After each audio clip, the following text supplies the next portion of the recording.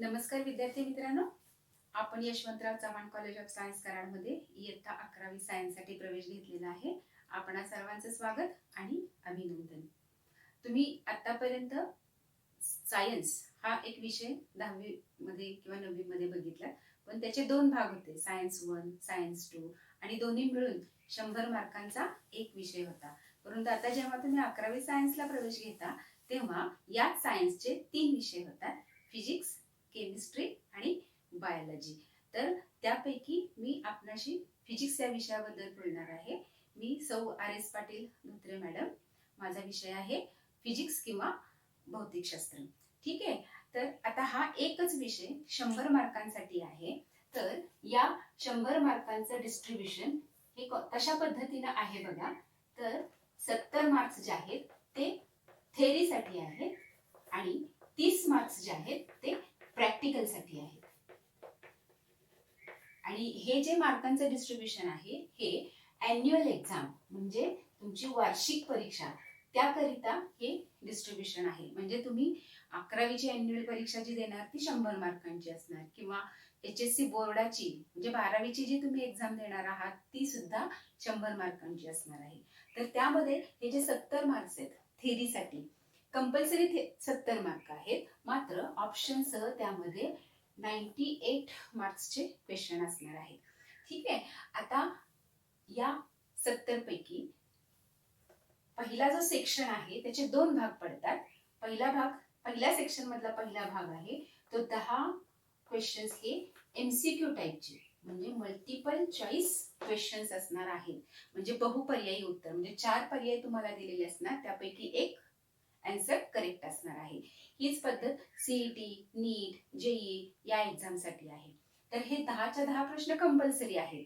ठीक आहे. प्रत्येक प्रश्न 1 मार्कांसाठी आहे.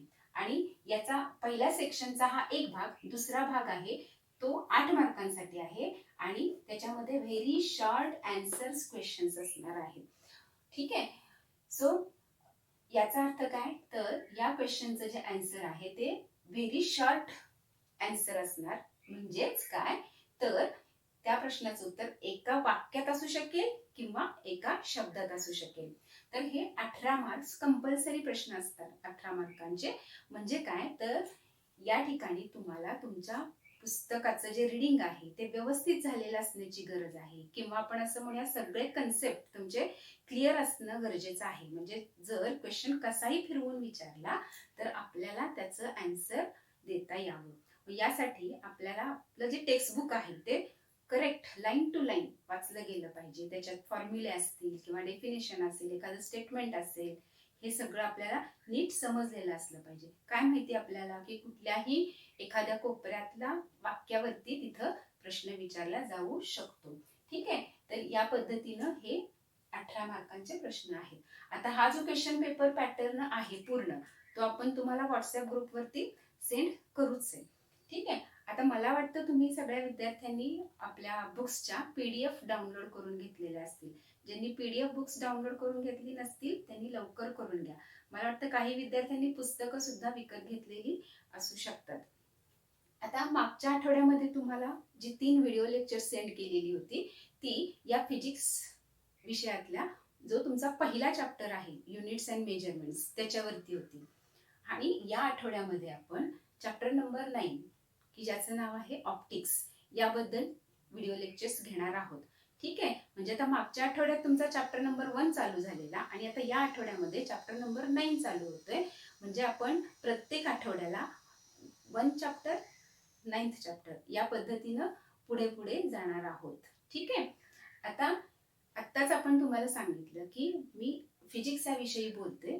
तुम्हाला आपण आपल्या सब्जेक्टची सुरुवात ऑप्टिक्स या चॅप्टरनं जरी करत असू तरी या संदर्भात तुमचे जे रिव्हिजन आहे किंवा 9वी 10वी मध्ये तुम्ही जे स्टडी केलेलं आहे त्याचेच थोडीशी रिव्हिजन आपण या आजच्या लेक्चरमध्ये घेणार आहोत, किंवा आपण याला इंट्रोडक्टरी लेक्चर असं देखील म्हणू शकतो.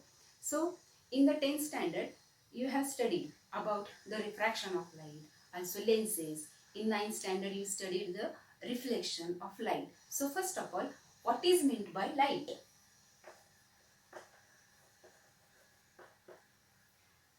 We know due to this light we can see this beautiful world, we can realize it, we can observe different phenomena like rainbow, blue color of sky, etc. etc. So, what is the light? I think you know about it. Okay? It is a form of energy. Correct. Light is a form of energy and it propagates in the form of waves.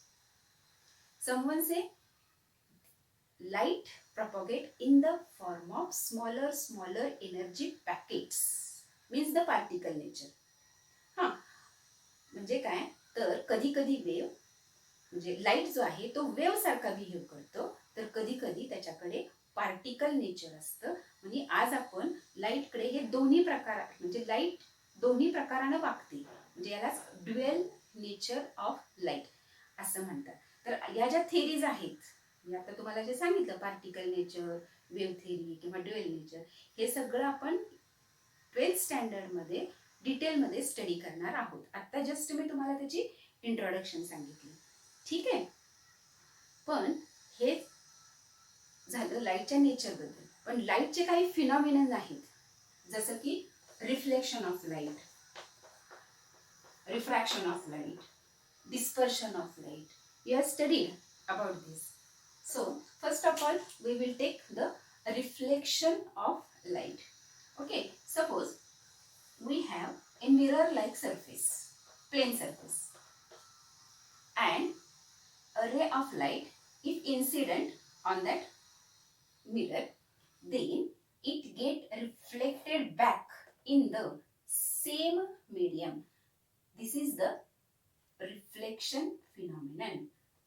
म्हणजे काय बघा, जर आपण इथं PA हा जर रे घेतला आणि तो या मिरर वरती A या पॉइंटला इन्सिडेंट झाला, तर इन्सिडेंट झाला तिथून तो त्याच मीडियम मध्ये माघारी जातो, रिफ्लेक्ट होतो. This is called as reflection phenomenon. ठीक आहे. So here PA is incident ray and AQ is the reflected ray. Suppose XA is the normal drawn to the surface at the point of incidence A. So I is the angle of incidence and R is the angle of reflection. Here angle of incidence is angle made by incident ray with the normal, and angle of reflection is angle made by reflected ray with the normal. So this is the reflection phenomenon and it have laws of reflection. So what are the laws of reflection? First of all, here angle of incidence is equal to angle of reflection. Angle of incidence is equal to angle of reflection. ठीक है. आता this incident ray and the reflected ray are on opposite side of normal. Also, incident ray, reflected ray and normal lie in the same plane. हा झाला second law of reflection. लक्षात आलं तुमच्या? Incident ray आणि reflected ray हा नॉर्मलच्या दोन्ही बाजूला आहे. शिवाय इन्सिडेंट रे, रिफ्लेक्टेड रे आणि नॉर्मल हे एकाच प्लेन मध्ये आहेत. हे झाले लॉज ऑफ रिफ्लेक्शन. जसं आपण रिफ्लेक्शन बघितलेलं आहे तसंच रिफ्रॅक्शन देखील बघणार आहोत. म्हणजे रिवाइज करूयात आपण.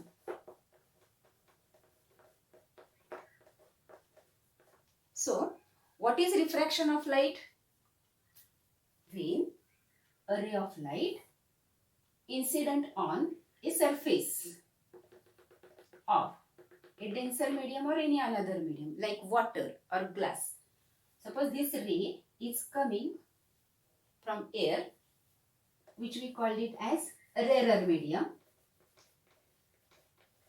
and now it will pass through the denser medium, say water or glass.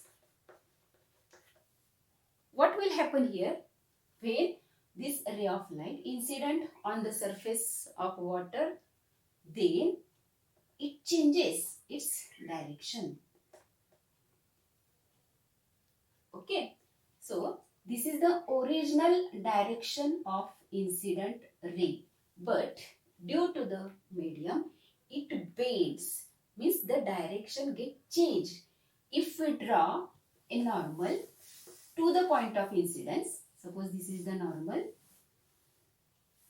x y, say this p a is incident ray, a q is the refracted ray, then we observe here this incident ray get bend towards the normal due to the change in direction as the medium changes here. This is called as refraction. So what is the definition of refraction of light? When a ray of light travels from one transparent medium to another transparent medium, there is change in its direction. This is called as refraction of light. ठीक आहे. थोडक्यात काय तर light रे एका medium मधून दुसऱ्या medium मध्ये जात असताना तो त्याची दिशा बदलतो. यालाच आपण रिफ्रॅक्शन ऑफ लाईट असं म्हणतो. आता या ठिकाणी this is angle of incidence and this one is angle of refraction. जसं आपण या ठिकाणी रिफ्रॅक्शन बघितलं, इथं एअर किंवा रेअरर मीडियम मधून डेन्सर मीडियम मध्ये लाईट गेलेला आहे, तर रेचं बेंडिंग आहे ते नॉर्मल कडे झाले, means this refracted ray bends towards the normal. Instead of that, if we pass the ray from denser medium to the rarer medium, म्हणजे काय, जर आपण रे काचेतून किंवा पाण्यातून घेतला आणि जर तो आता एअर मध्ये जात असेल तर रेचं बेंडिंग कसं होतं तुम्ही बघू शकता.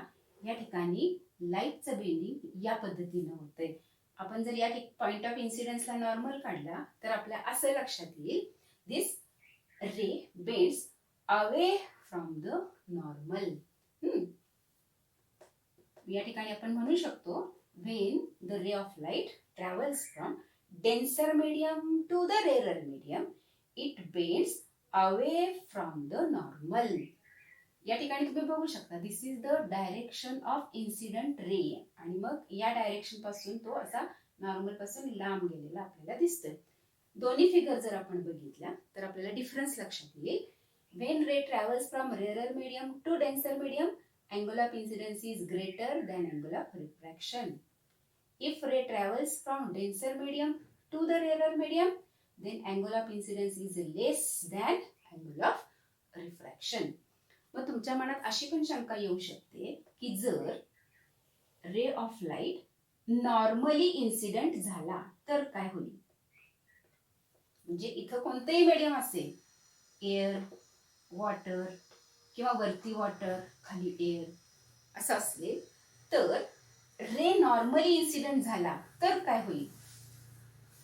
So when the ray incident on the surface of another medium normally, it does not bend, म्हणजे त्याचं अजिबात बेंडिंग होत नाही. तो जसा आला तसाच दुसऱ्या मीडियम मध्ये परत गेलेला आपल्याला दिसतो. ठीक आहे, हा झाला नॉर्मल इन्सिडन्स. जसं आपण लॉज ऑफ रिफ्लेक्शन बघितले तसेच आपल्याला आता लॉज ऑफ रिफ्रॅक्शन देखील बघायचं आहे.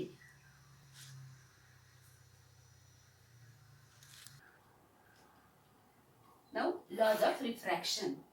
Here incident ray and the refracted ray are on opposite side of normal.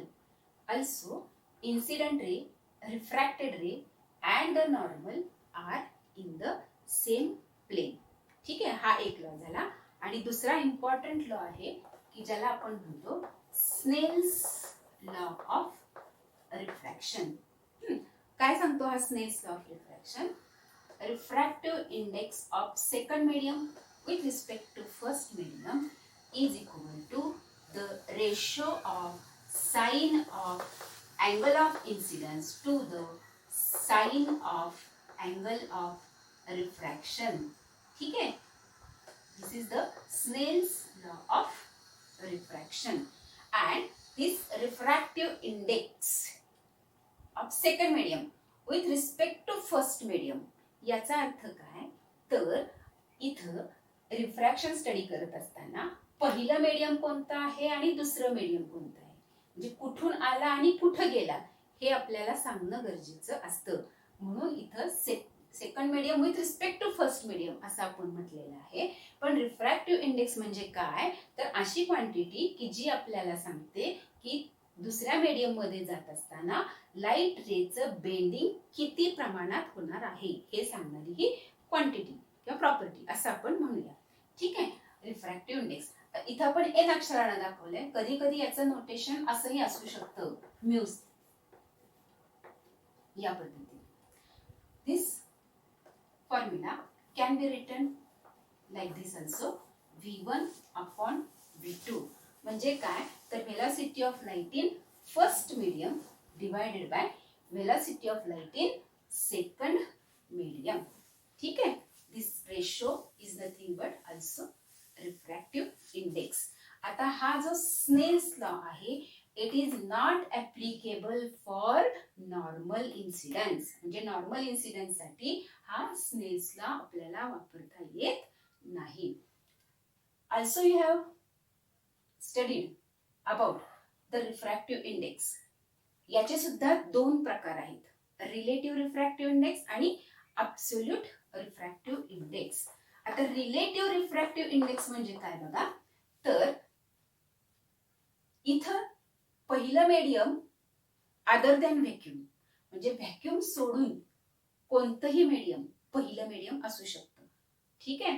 त्याला मग त्या रिफ्रॅक्टिव्ह इंडेक्सला म्हणायचं रिलेटिव्ह रिफ्रॅक्टिव्ह इंडेक्स. आणि दुसरा प्रकार आहे ॲब्सोल्यूट रिफ्रॅक्टिव्ह इंडेक्स. आता ॲब्सोल्यूट रिफ्रॅक्टिव्ह इंडेक्स म्हणजे काय, तर पहिलं मीडियम हे नेहमीच व्हॅक्यूम असणार. म्हणजे रे व्हॅक्यूम मधून दुसऱ्या कोणत्याही वॉटर, ग्लास, डायमंड कुठलेही मीडियम असेल त्या मीडियम मध्ये जात असेल तर त्याला म्हणायचं absolute refractive index of that second medium. आणि मग तो आपण N2 किंवा μ2 या पद्धतीनं दाखवू शकतो. हे दोन प्रकार आहेत. याच्याबद्दल तुम्हाला थोडीशी आयडिया 10वीत झालेली, पण या वर्षी आपण डिटेलमध्ये बघणार आहोत. ठीक आहे.